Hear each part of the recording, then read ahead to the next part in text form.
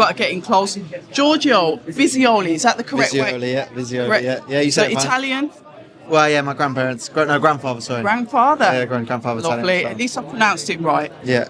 It's an ick of mine when I don't get people's names right. So, first time guest, welcome to the channel. Thank you. One of Mark Tibbs, gotta love Tibbsy. Yeah. One of his fighters. Like I was just saying to you, it seems like you fought a couple of weeks ago, Kate Baker. Yeah. And now you're back out again. Giorgio, talk to us about your activity with Matchroom. Yeah, that's what me and my team want. We want activity. Like you said, fought only Kane about 6.5 weeks ago, and they put me back out straight away. So it shows they want me out, and just get my name out there more, which is that's what I want. I just want to keep putting these performances on, and just keep going viral, keep getting my name out there, and that's it. What is it like for you, younger generation? You are the social media generation. Yeah. I'm a dinosaur. Yeah. When you talk about going viral, it's true. Yeah. What is it like for you guys to get those viral moments when it comes to boxing, and what does it do for your profile? Sounds like a dumb question, No. but it's for these younger fighters that are coming through. It's massive because that's how you build your name on social media, and if you're staying quiet on it, you're not really going to get a name. So all these, like, what I try and do, I don't try and put it out there on my social media, but I try and do it in my fights. So the zone put it out there more. The clips gets clipped up and gets million views. My last fight with Kane, it was on every boxing page, million views plus. And it does massive for my social. So it's just all about getting your name out there, start of your career, and I'm just doing that, especially when I went to America as well, and inspired the American boys, and coming back and Eddie Hearn saying it's an interview. So it's just, it's obviously you got to stay level grounded, because you listen to all these nice comments, can get to your head. So you just got to block it all out, and that's what I do. And that's very right, because those same nice comments can turn into nasty ones from the same people, because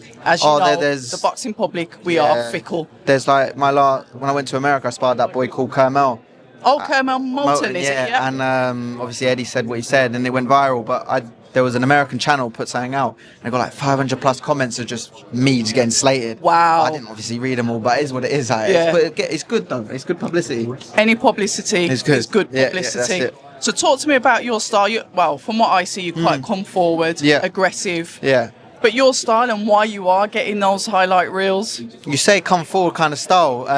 You're aggressive, aren't you? When you see that, when you smell that blood. But when someone's coming at me, that's my normal style, like boxing the back foot, picking them to pieces, countering. Okay. That's my normal style, but I haven't had the opportunity to do that yet because I've been pushing them on the back foot. So really my better style is on the back. So I can do a bit of everything, really, a bit of everything. So that experience that you had with Curmel then, was that a sparring that you had to like move around on the back foot and maybe think more? Yeah, because not asking you to share the stories, but you know what I mean. Yeah, no, it was a good spar between, forget all the comments and all the words that we said, this, that and the other. It was a good spar. But it was like very chess matchy as well. Okay. So you have to think as well, because you can't switch off with Curmel. He's very strong. So, but no, he does push you back. I pushed him back. So it was a bit back and forth. So yeah, no, it's good. I'm one of these. I'm a very strong believer, and you could say, just like Conor Walker said to me, "Do you box?" But I've got an opinion. I do believe that when you're pushing through with your career, you guys should spar up.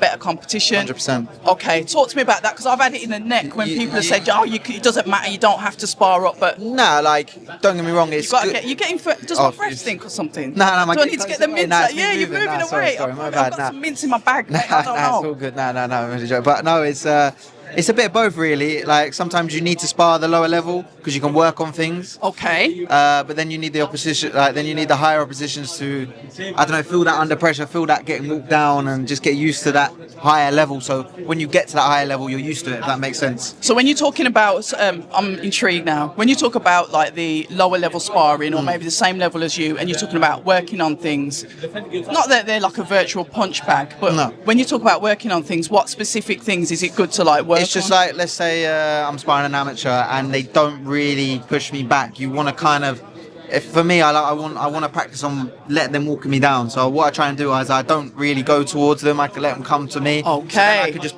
work on just dipping, whipping them around, and getting in close and working on my inside game. So it's a bit like that. So they're not necessarily a punch bag, but you could just kind of like. There's more room for manoeuvre, isn't there? There you go, Where somebody, like you said, Curmel, where you're both thinking. So when you up the level now, when you're looking to obviously improve yourself, because I think, when you're a young professional, what I'm getting at You're a young professional. We're not going to see everything that you're about. We're not going to see all of your skills. A lot of those are demonstrated in sparring, which we're not privy to.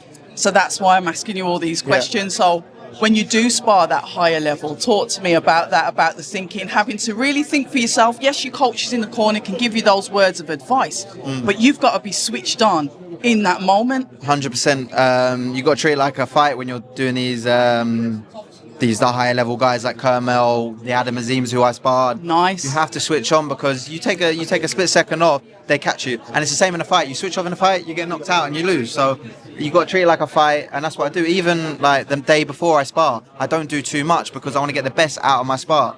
So yeah, if that makes sense. No, that does make sense. So you'll basically have. I treat my spars when I spar higher level like a fight. So I don't do too much the day before, so I can get the best out of it completely.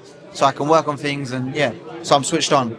So when you have that time to obviously reflect on the spars and then obviously going into a fight and then you see, so as you step up the levels and you're seeing someone with, you know, that higher level, you're already mentally prepared. That's why I was saying about sparring up sometimes, because it helps you get that invaluable experience. Even though you might be sparring high level people now, then you're actually fighting. Sure. It's still there. It's still banked, isn't it? 100%. You have to spar the best. Do you know what I mean? You don't want to do too much heavy sparring. You don't want to get hit out too many times, but you have to do these high-level spars just to get better. And it shows where you are in the levels as well. Working with Matchroom, what we've seen with you and a few of their other fighters, to be fair, is nice activity. You guys are getting out regularly. Like I said, I've just turned around and you're back out again. I was like, hold on a minute, he was just here a minute ago. But you're out. How important is that for your development, getting a lot of fights quite early on in your career? It's the best thing for a young fighter and a prospect like myself, you know. To fight these different kind of styles, like the Mexicans who I fought, the Argentinians, it all builds me up in good stead for when I get to that British level, get to that European level where I'm used to it, and then it will be like not easy, but it'll be comfortable. You know what I mean? So, and it's all about taking my time as well. I'm still young, so when the time is right, then we step up the level even higher. Can I ask then, how do you keep a level head now? Because we've got these tiers in boxing. The way I see it, there's obviously the key promoters in the UK. You're with obviously Matchroom, but then we've got another level now. We've got obviously the ring cards, we've got the cards in Saudi, which if you're looking at it like a pyramid, they're at the top. Now I understand it's great to have ambition, but keeping a level head and understanding that you've still got gears to go through rather than rushing into potentially career-changing fights, not ending, but career-changing fights. 100%. Always have to be ready. Stay ready. Always stay ready. You never know when the time is right, but it's all about, like you say, staying level-headed, because all this can get to your head for sure, and that's why I always stay humble and just keep doing what I'm doing and don't be myself. And that's what I think people like me for being, is being myself. I see a lot of people acting a clown and then calling people out and then having bad performances. You know what I mean? And getting put into a hard fight. So it's all about taking the time, and that's what me and my team are doing perfectly. Tibbs is your trainer, your experienced trainer, good trainer, solid, stable. Him developing you, then bringing you through your career. I've just spoke to, Conor Walker. He's now British champion. Got there with his original trainer, but he said he just needed a different spark. He needed a flame lit under him. How is it? You're a prospect. You're coming through. How do you see your career mapping out with Mark Tibbs as your trainer? And I need it from a boxer's point of view. They can train 15 fighters. You've got one career. Decision making to say that's who. How I see it with me and Mark at the moment, and obviously Jimmy Tibbs, who's a legend of the sport. 5 times he's made 5 world champions. You know what I mean? So I see it going a long way with me and Mark. And every fight I've improved. Like every single fight I've changed, and my style's getting better and better and better. I'm looking better and better and better in sparring, and I think it's all down to obviously myself, but also Mark just tweaking me, and I think we've got a good thing going, me and Mark. And he's been in a lot of great corners, Billy Joe Saunders against Canelo, so he's been around all the greats, so he knows what he's doing. He knows exactly what he's doing. And he's not a cheerleading type of trainer as well. He keeps himself in the background. Exactly. I mean, I've tried to collar him and get him on a few interviews before. He doesn't, but he's reluctant. He's more about obviously 100%. Getting you guys through the fight. Final cliche question then.